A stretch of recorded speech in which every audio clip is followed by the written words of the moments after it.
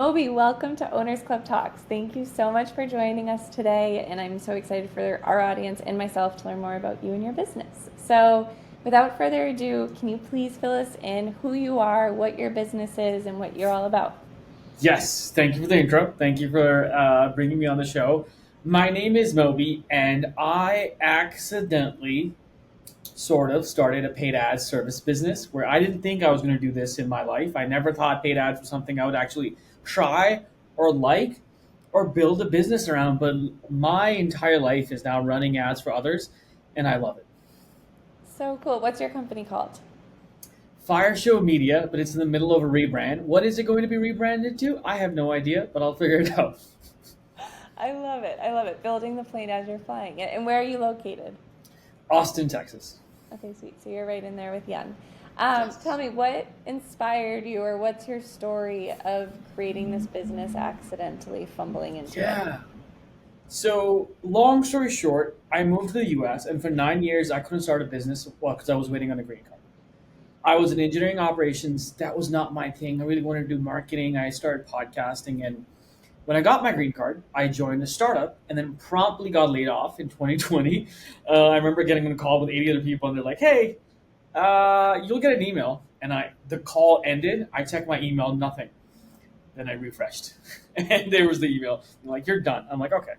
I then that started like a 3 year process for me of freelancing. I had some marketing skills, but not a lot. I was very growth hacky. But over 3 years, I did everything. I did way too much. I had no focus. I was doing people's webinars. I was doing lead gen through LinkedIn. I was making content for people. I did events. I trained startups for the State Department. I did a podcast expo, and it was going well until, and you teach this, which is like the business has to run without you. And I got sick. I got dengue fever of all things, which is like when a mosquito bounds and it kicks your butt. It Yeah. did. And 2, 3 weeks in, I legitimately couldn't work, and I realized I can't do what I'm doing. I have no consistent pipeline. I don't know what I'm doing. I can't get referred because I have no focus. Let me try something else. So I learned paid ads, and I was like, I'm gonna go try this. So what I did was two things. I went and offered somebody that I would help them for like only $1,000 a month, and then I also picked up a job which was teach me more, and that kind of started that journey. Maybe I have to tell you, the first year, I lost money. I Yeah. just had the day job, but I had gone into like the wrong positioning. I didn't know the market. It was a journey, but really that's how it started. Me getting sick and realized I need to change something big. And choose something. Our stories are actually not all that different. Oh, Like, really? I laid off in the COVID times, and then I think I went into this mode of like, I don't want to be dependent on a single stream of income. Like, I had a little Yeah. freak out, and I got like four jobs and was doing four Wow. dramatically different things. And I sustained that for as long as you could until your body is like, no. So Yeah. similar, very similar to you. And then I was like, all right, what am I doing of these four? I Um, hear that. so yeah, I actually completely relate to your story. And tell me, you alluded to it a little bit in terms of, and I think it's a very important thing to mention is you kept your full-time job while starting your new job. So tell me a little bit about, because I think it's really scary to switch into a new job. I think it's really scary and unstable. So how do you basically support yourself in the early days of a company? Yeah. Because I've been in the situation where I was a full time freelancer, and I called them. I thought I was an entrepreneur. I was just a freelancer with no systems. And I remember that, like, I look at my tax returns for that year. I'm like, oh, okay, that makes sense. Like, okay. And I think there's two big benefits of a job. One, a consistent paycheck because you're going to make mistakes and you're going to lose money, and it's going to happen before you make money. And number two, I got really lucky, so I have this bias where my day job is running ads for companies. It's an agency, which I want to build a small agency, and the owners of the company know that. I've told them like eventually I want to do that, and they're very supportive of that. Um, the second part of a job, if you're lucky enough to find a job in the same industry you want to be in or doing similar things that you want to build your business around, it is such an accelerant because you gain confidence, you get paid to learn, and you don't feel like if business stops for a bit, you're going to die. Because business owners, we're emotional people sometimes. It's like, oh my God, the world is ending. But I think there's a lot of benefit of working a job that you like, with people that you like, at a company that you like, knowing that you're going to leave eventually. Yeah, and being paid to learn, I think, is such an important thing. So often, I think we Yeah. get like annoyed with a 9 to 5 job, or it seems aggravating, or there's highs and lows to it, or there's some things that you're giving up. But it's like, at the end of the day, you're being paid to learn, and you're also being Yeah. paid to be annoyed sometimes. And so, like, taking I those as know. a blessing as they come, because as entrepreneurs, we don't have that stability always. So, Exactly. I'm reading a book, The Algebra of Wealth by Scott Galloway, who sold multiple companies. He's now a professor at Stern, and he talks about corporate. Corporate is amazing, like for like career advancement, money, but you have to take the injustices that happen to you, and that's okay. You know, if you don't get the promotion, if you don't feel like you're being valued, you're still getting paid money, and you know you'll leave. That's not a bad deal. As long as you do good work, that's not a bad deal. yeah, sometimes it's just about like zoning out, and gaining that perspective. Yeah. So transitioning back to your small business and your what you're doing on the side, what Mhm. is the what is so far? And I know you're pretty new into this, but even through your freelancing experience, what is the first major milestone you've had as a business owner, and how did it feel? Oh, that's a great question. I think if there was two, and I'll write that down just so I don't forget. Number one was getting to a 2023. I said I'm going to do paid ads for medical practices. I picked that up because it felt like a niche. I thought people could be able to afford it, and I lost money. I think I just got the report from my accountant. It was like, "Oh, this is how much money you lost." And I'm like, "Okay." So not losing money, that was like, "Oh, it feels nice." I'm not putting stuff on my business card. That was huge because I went from a period of like making money to absolutely not making money to not losing money. I think that was a big thing. And number two, um, going to a conference and talking to people about what I did, paid ads, and having strategic conversations that made me realize, oh, I'm pretty good at this. Like I can actually help people with this and talk very high level with the VP, with the CMO, and actually give them value in a consulting agreement that's paid or a free conversation. And that gave me a lot of confidence that what I'm doing has very specific value to specific people. That was like that happened in March of this year, and it blew my mind. I was like, I came back from that conference and being like, wow, I haven't felt that in a long time. That's amazing. I mean, yeah, to me, ads feel like this. It to me it feels almost like the Wild West, where there's probably a ton of ways to do it wrong. There's a few Yeah. people that are doing it right. Me knowing nothing about them, it's hard to identify one from the other.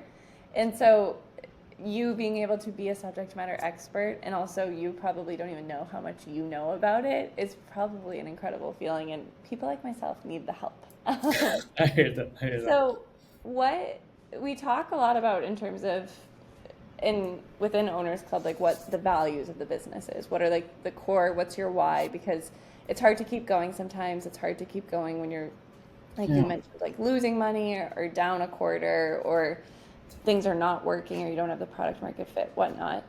What are the values that have kept you going, or kept you wanting to explore entrepreneurship and continue with your Yeah. business?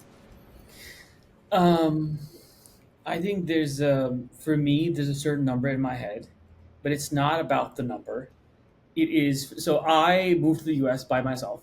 Like now my wife is here with me, but my parents, my brother, my entire extended family, they're back home in Pakistan.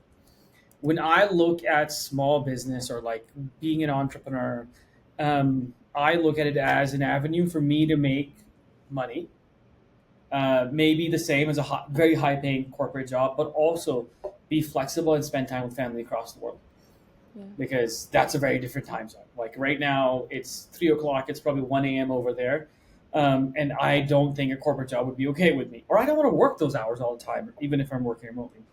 And I think for me, small business is like, yes, it's satisfying. Yes, it makes money, but also my why is like being able to be in two places when I want to, and I know it's going to take some time to get there because I set a very high number for myself too. But that really keeps me going. Like I feel like I have no choice. Maybe that's Yeah. unhealthy, but that was I feel like there's no choice but to do this. Oh my gosh, that makes me so happy to hear. Yeah, I think that you're not alone in that feeling of what drives you, is like there is no other option, or not looking back, because it's just like not an option.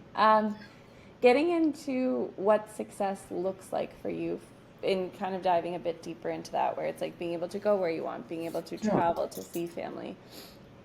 What would, what is that destination look like, and how do you see, how does work relate to it? Because I think some people are under the mindset that there's work and life balance, so both like coexist with one another. I think Young occupies a world where he blends the two together. What is your preferred method of basically blending that dream of success and actually the business that you're building? Yeah, it's a good question. I think work and life are pretty much the same for me, and like Yeah. they're very blended. I look at it as if I'm doing good work, I'm doing it with the people that I like and being of value to them and being a trusted partner while giving them results. And that, like the support I would give them, even if it's paid, I would want to do that for people in my personal life freely. And I think it's the same values of like being there for people.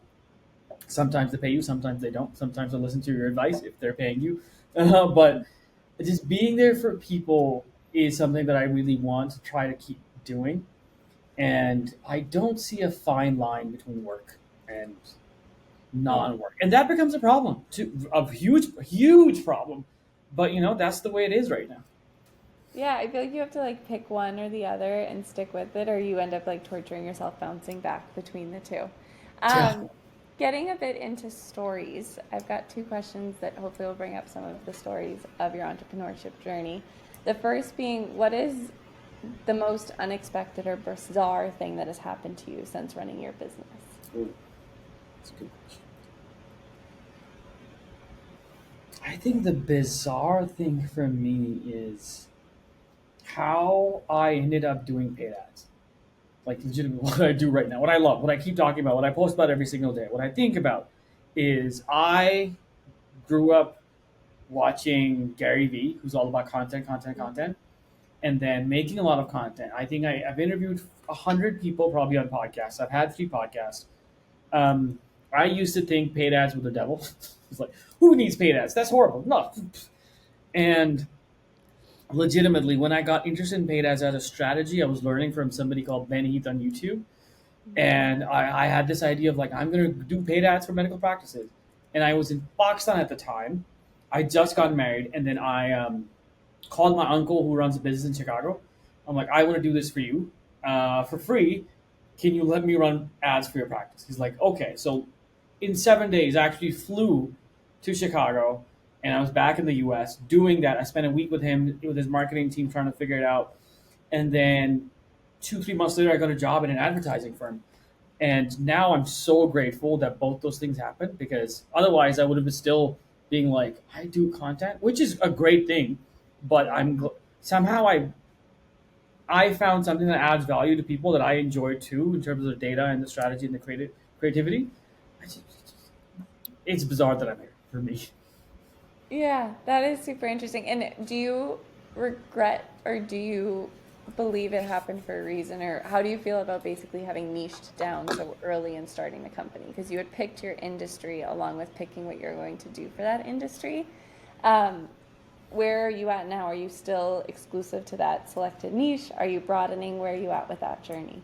Yeah, that was a complete failure for me, absolute failure, because I didn't have any connections. I was like, I'm not going to do tech. I'm going to focus on this because I believed too much in the power of niching down, and it works for people. But I just didn't have enough connections, and that I couldn't meet them regularly. So Yeah. I remember having a conversation with my best friend. He's like, "Shut up and just open yourself back to tech." I'm like, "Okay," and I did, and it worked. And now I'm working with a lot more B2B SaaS companies, which was previously my what I wanted to do.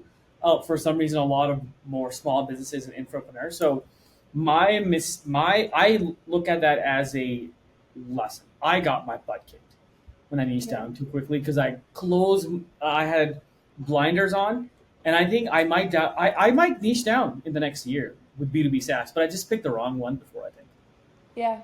Yeah. Assuming, I think that there's some quote out there that it's like assuming that you know who wants your product and assuming that you know what they'll pay is like two of the most wrong areas you can go because you just don't know yet. Yeah, I know. and it sucks, and you have to get your Yeah, butt and then kicked. you fall and then you get back up and keep going. Yeah. Um, how do you stay motivated in such a fast-paced industry? And what trends are you currently observing within the ads space? Yeah. I think the motivation comes from the fact that things are always changing, and there's value in learning about them as fast as possible, but you just can't catch up all the time. Sticking to the principles of advertising works really well because that doesn't change. I'm about to give a talk in 2 days, and I'm going to talk to small business owners, and I'm going to say what I do is only 50% of it. The rest is just what you say to a market, which can exist without tech. So being able to focus on the principles of just plain old advertising works really well. Just to keep motivated and be like, all right, I'm going to keep going. And if something changes, I'll figure it out.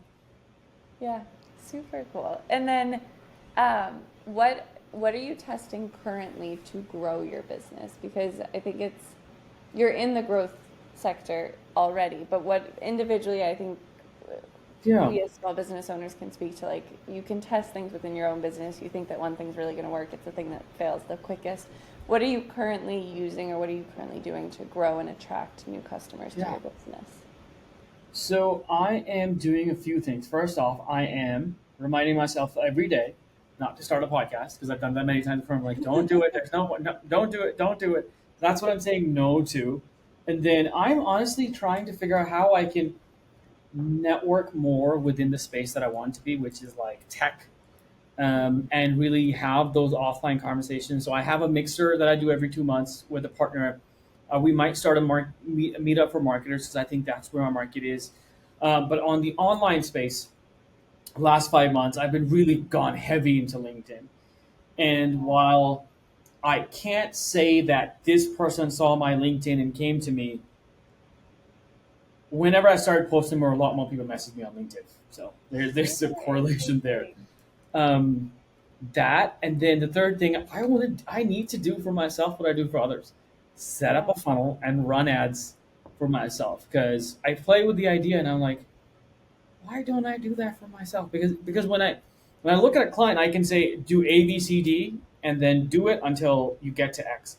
When I look at myself, the same situation just is murky to me, and it's just muddy. I think that's why business coaches is a thing, because exactly what you Yeah, just described.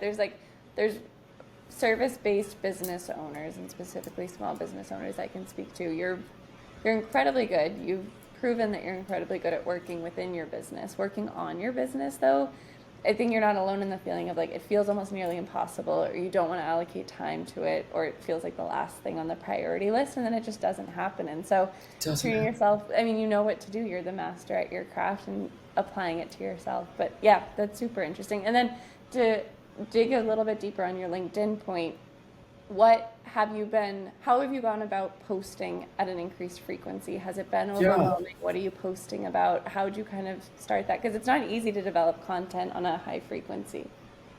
that's true. And admittedly, I've fallen off in the last 2 3 weeks. But I think for 3 4 months, I was posting once a day, and I had scheduled it. My fear was like I would die, and then my LinkedIn would keep posting for another month. Like, what is happening? But I noticed that it became so much easier for me when I picked a space that I would talk about all the time. I went to a B2B SaaS marketing conference, and the person talked about personal brands for executives and business owner, and he talked about pick one word, and that's what you own in terms of mind share of your customers. And mine is paid ads. His was content. Somebody else's was revenue. Somebody else was HubSpot, and that really helped.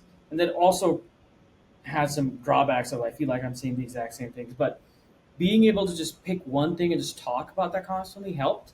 And number two and three, scheduling out. I've had Yeah. 3 4 hours of like two coffees, and I'm just typing, and scheduling out the next month's post. I've done that. Number three is outsourcing a lot of it. So, for example, I shoot video in batches, and I will just make a ton of short form videos for YouTube and post part of them on LinkedIn. I don't do the video recording at all. I don't even touch it. I just pay somebody to Yeah. do it. I don't do the editing myself.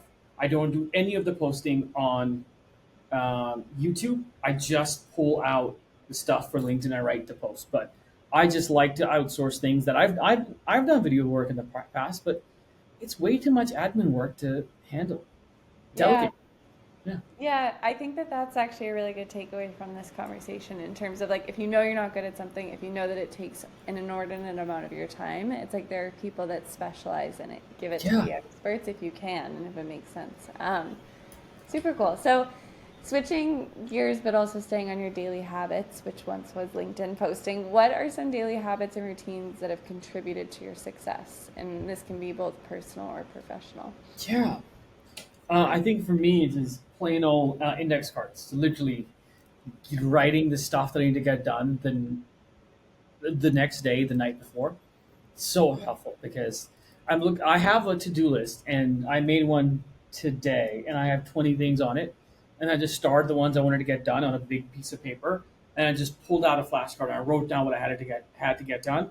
I also have an Excel sheet in which all of my tasks are there, but just being able to decide which are the top 3 to 5 things I need to done today, and the rest is just nice to have. That really, really does help. Um, Writing it down. I mean, in owner's manual, I wrote down everything that I have ideas where I'm like, I can't do these all. I don't. I shouldn't. I shouldn't. No. And that's been really helpful. That is such a good tip. I'm with you. I'm like a paper and pen girl myself. Oh I yeah. write down Without this. everything. Yeah. No matter how tech enabled we get, I feel like there's just something with writing down and crossing out, best feeling in the world. True. How do you stay motivated during tough times or quiet times within your business? Yeah. It's definitely an emotional roller coaster. Um, what I am trying to do, just like what Young talks about, which is just track, track, track, and I have a big Excel sheet of things I need to get done on a recurring basis, like the posts, and I'm trying to figure out what are the if all I can do is succeed in these 1 or 2 things, what would they be? And it's usually like sourcing first meetings, or and posting on LinkedIn. I use checkboxes just to be like, okay, I might not have made a sale today, or doesn't look like I have an opportunity coming up, but I'm still doing the things that I know will help me down the line. And that every day I'm making progress and doing the things which are boring and they get cumbersome, but that's all I can do until something good happens. Until something hits. Yeah, it's so true. Where Yeah. a lot of days will not feel like progress, but if you can keep chipping away the larger whole, you can only hope that Yeah, that happens. But addressing the thing as a whole, just it's almost like it'll be failure to start in that case. that's true. Um, I mean, it's what is that line? We overestimate what we can get done in a day, underestimate what we can get done in a month or a year or 10 years. That's amazing. Yeah. yeah, it's spot on. What is next for Moby? Where are you headed end of 2024 into 2025? Yeah. For me, the last 3 months have been trying to figure out if I were to grow my freelancing business, what does it take? Yeah. And it's what set of activities lead to specific outcomes, which lead to revenue. And for me, it turns out that it's first meetings with people, whether they're potential referral partners, whether they're potential customers, whether it's just intentional networking. And my job now is to figure out how can I make that consistent in terms of 10 a month, and how can I triple that? That I am meeting with the people that will get me business down the line. And if I can do that, then it speaks to, I think, pillar number one, which is customer predictability. Yeah. Just making that thing predictable. And then my job has been very supportive of. They just introduced me to somebody else who did the same thing that I want to do. So I don't know what the future looks like, but right now I'm just trying to figure out how do I do the least or the most more focused work so I can get the outcome that I want. I love that. Yeah, I mean, it's that what's the 20% of activities that have 80% of the impact? Exactly. Yeah, I love that. Last question for you Yes. is you recently joined Owners Club. You're new to starting cohort. You've been a part of a few sessions thus far, and you've read Young's book, which you're ahead of most. But um, who would you refer to Owners Club, and what do you hope to gain from Owners Club? Yeah, I mean, I've already told 2 people to join the next cohort. which is Thank nice. Yeah, you. one's a coach and one's small. He wants to buy a few small businesses. I think it's just the mechanics of running a small business. That's what the owners club is about, which I like. It's not about the passion. It's not about what you do as the expert or the service provider or whatever you do. It's more about how do you structure things. And nobody teaches that. I mean, I went to business school. It was useless.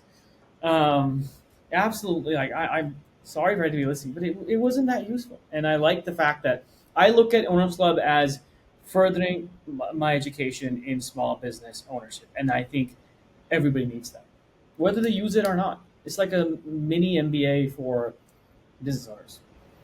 That's very kind of you to say thank you. We only leave out the passion part because it feels like people are good on that in all honesty. And it's like Yeah, if you exactly. guys can do the passion, Young and I, neither of us are ideas people. Like Young will start any company you tell him if you give him an idea. He does not care. Like he's not the passion fueled. And I'm the same way. Like I would love to own a business. I have no idea what it would be, but we both Nice. love the ops and finance.